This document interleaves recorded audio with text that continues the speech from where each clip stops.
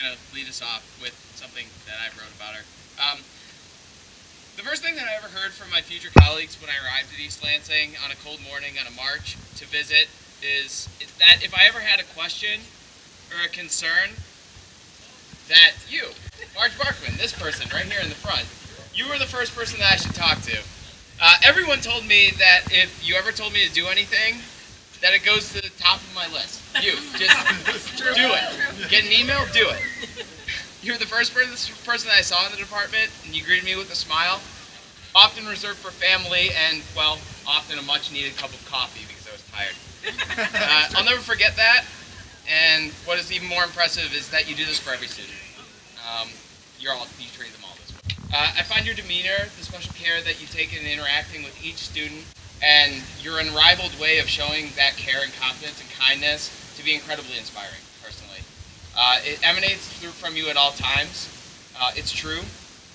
Fear, uncertainty, and nervousness are unfortunate consequences of all university programs for undergraduates, graduate students, faculty, etc.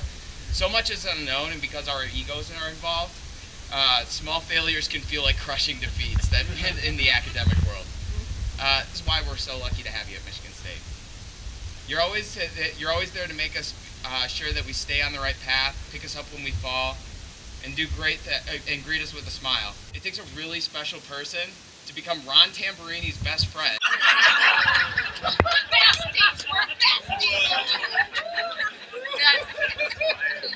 But also the only person that Brandon Vanderhyde will gossip with. Heck, you even have some time to pursue your own passions and make the office a better place and a greener place. The office would be a heck of a lot drabber without all the plants that are littered all over it. It's not hyperbole to say that you're the shining light of the communication department at Michigan State. I revere your enthusiasm, your acceptance of all people, and your optimism at attacking life.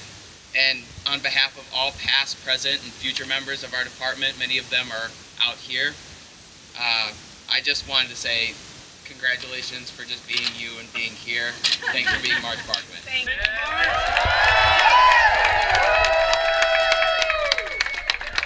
And for those of you that are our guests here today, you would be lucky to have somebody like Marge Barkman working in your department. And for all of you alum, you know how lucky we are.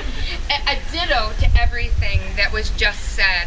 So I asked a couple of alum, if you had to say a few words about what Marge meant to you, what would you say? And here are some of the things that were said.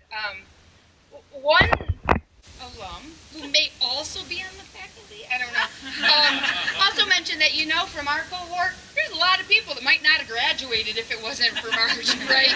I also fondly remember not just the support that you give in terms of getting us through, making sure that the paperwork is right, making sure we know what's going on.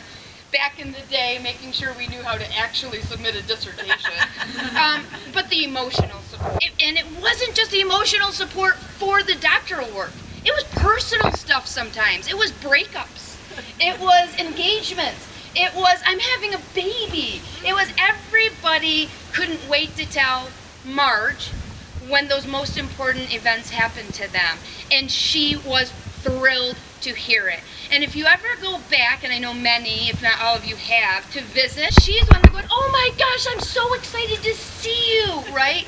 And remembering things about, 25 years ago, we were just talking about that. So I can't imagine anybody we should honor today more than you. Thrilled to have you here. You are deeply loved. Oh.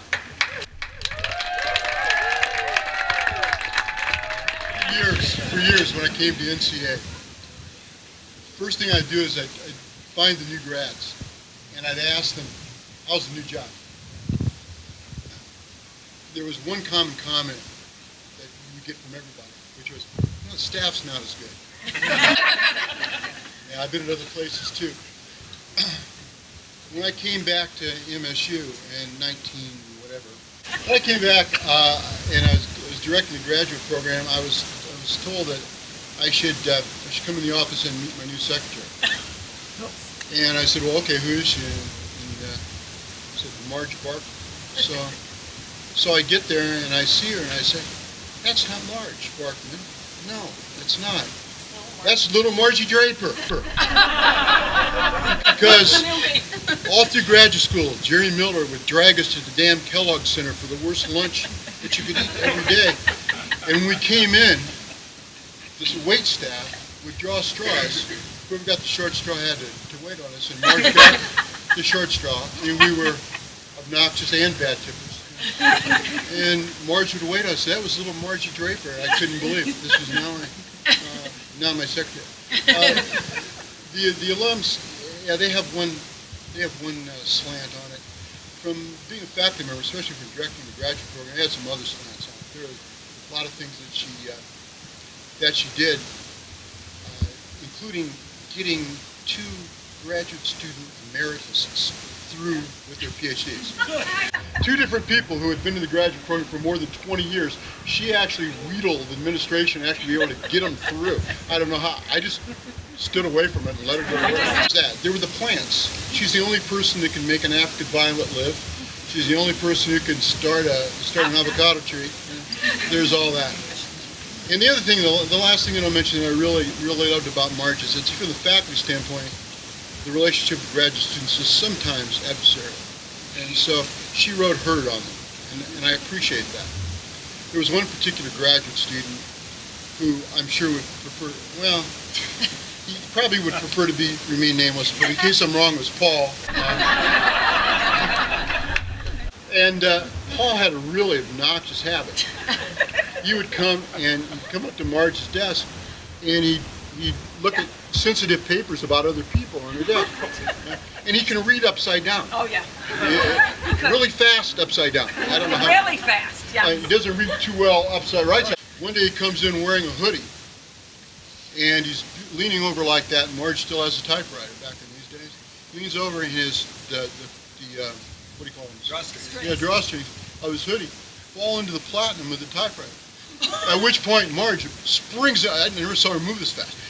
She reels him out. He's got his head flush against the typewriter, holding him with one hand. Well, this hand, because she's left-handed.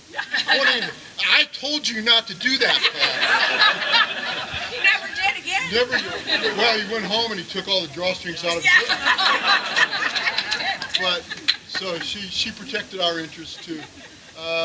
Marge, so much to thank you for so many years and so many more to come. Yeah. Looking forward to it. Thanks.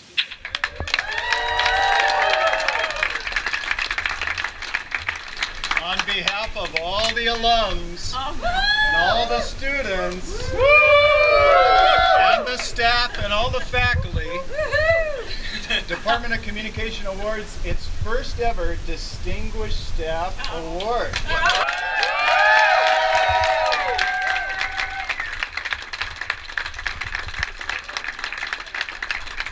I cannot thank you all enough for the great life and career I've had, and I say it's going to continue, so don't think I'm going to disappear. I love what I do. Yeah, Brandon's, I love what I do, but I love the people, and I love being able to, I've always said my life goal was to be the help you achieve your goals. And you have let me do that, and I can't thank you enough. You are all part of my family, and that's why I stand here strong today. You know the 5 years I've had, and it's because of all of you that I'm here. Thank you, thank you, thank you.